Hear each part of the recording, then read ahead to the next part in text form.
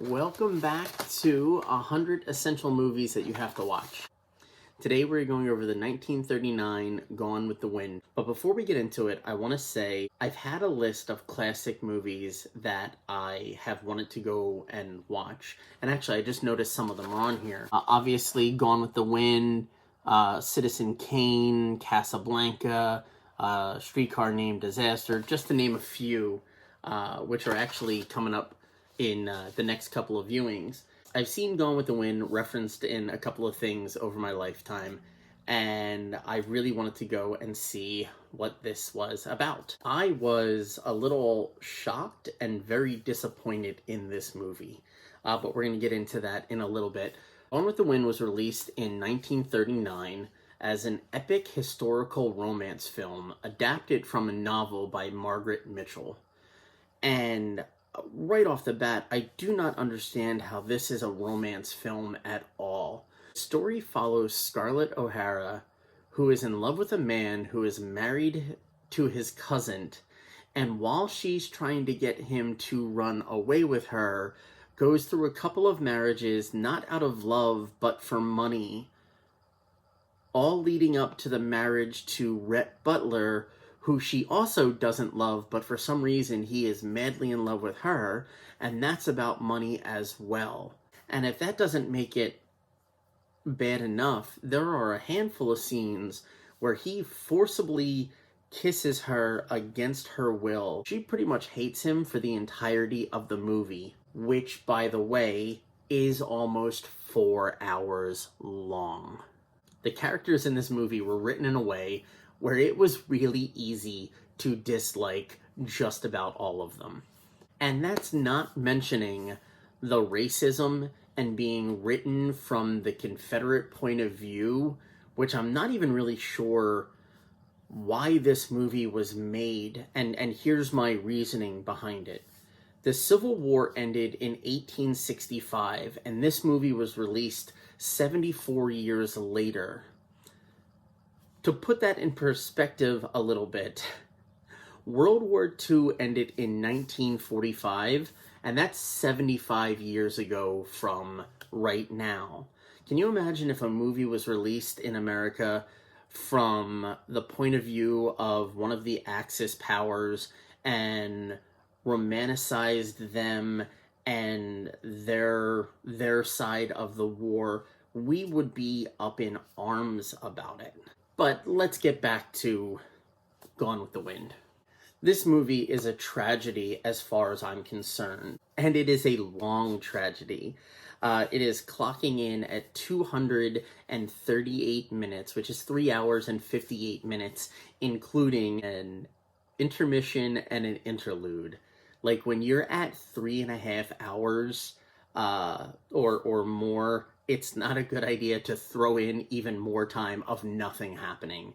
Gone with the Wind was adapted from the novel with such fidelity that even one of the critics said they left too much of it in. I could understand if it was a rushed film and they didn't have time to really sit and pick it apart, but the production of this film was postponed for 2 years because they really wanted Clark Gable to play Rhett Butler.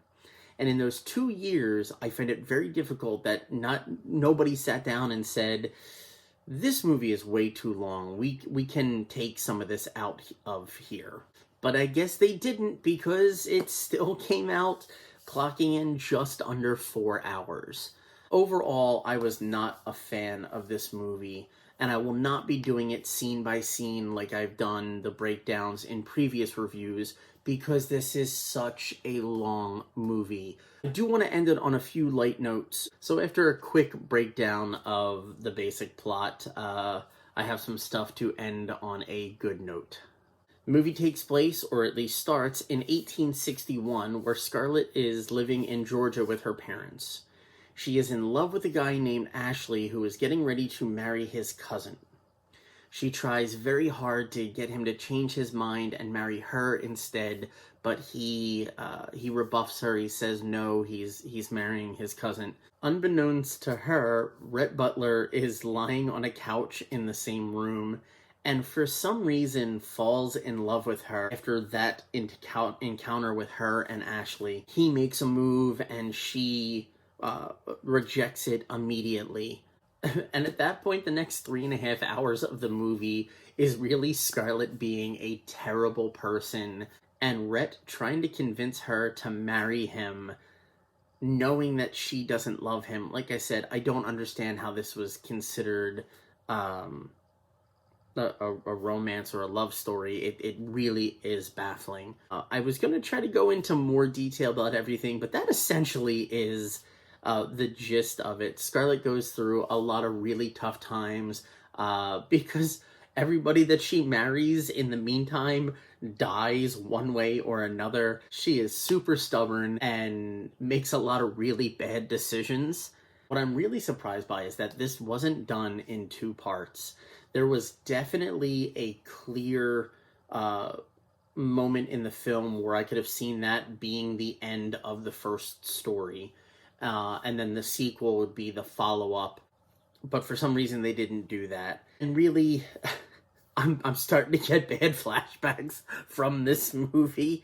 This movie was really hard to watch. First off, being written from the Confederate side and trying to get us to connect to Scarlett and really everybody around her while fighting to keep their way of living, which was riddled with racism. The terms that they referred to the slaves as and the way that they were portrayed, really uncomfortable and frustrating. Again, to think that 74 years after the Civil War, that was still in it.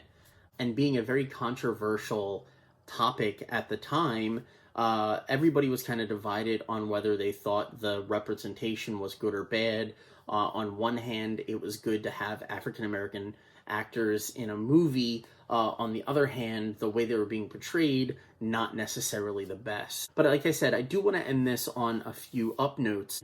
I want to point out the first African American actor to win an Oscar was Hattie McDaniel, who played Mammy in the film, and this is her here. And this lady has absolutely no chill, and I love her that much more for it. After winning the Oscar, Walter Francis White, who was the leader of the National Association for the Advancement of Colored People, accused her of being an Uncle Tom type character, to which she responded, "I would rather make $700 a week playing a maid than $7 being one." She further went on to question White's qualifications to speak on behalf of African Americans, being that he was light-skinned and technically only 1/8 African American or black. I don't know what the official term is then or is now, but that is super awesome that she took a stance, not only winning the Oscar, but then putting somebody in their place for questioning her on it. She definitely should be getting more recognition for that alone, let alone the part she played in the movie. There was this scene in the movie. There was this scene where Scarlett, who essentially at this point was broke, had a dress made out of these drapes or curtains or whatever they are, so that she can go in the town and look presentable.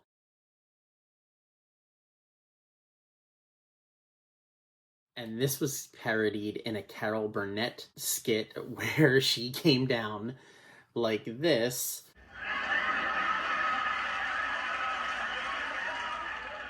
wearing the window, oh my god, the window curtains. The gown is gorgeous. Thank you. I saw it in the window and I just couldn't resist it. So at least we get this gem from this movie. I have to admit, and I am not proud to admit, one of the lines that I have always known about, or thought I knew about, was where Rhett says, "Frankly, Scarlett, I don't give a damn." And that was referenced in this scene from The Mask. Tell Scarlett I don't give a damn.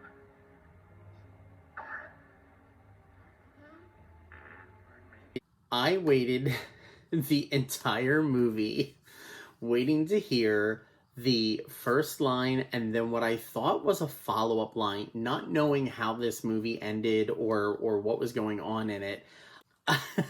I thought that this was in the movie, and it turns out that Rhett Butler's line, frankly, Scarlett, I don't give a damn, was like one of the last things he says. So when the movie is over and there are no more lines, I realized that since The Mask came out, I have thought that that line, tell Scarlett I do give a damn, was from the movie. And it in fact was not. So I was definitely in awe of my lack of knowledge of Gone with the Wind and thinking that I learned something from Jim Carrey in The Mask that wasn't a thing. So at least I got a good laugh at the end there for it. It is with great pleasure now that I get to scratch off Gone with the Wind. It is no longer on my list of movies to watch. Alright, and now to scratch this off. I kind of want to see if underneath is the burned down building. Let's see.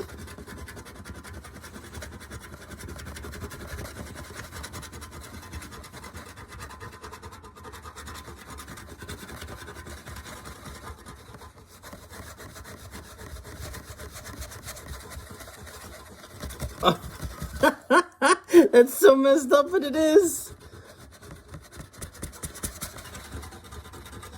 Okay, that makes me really happy.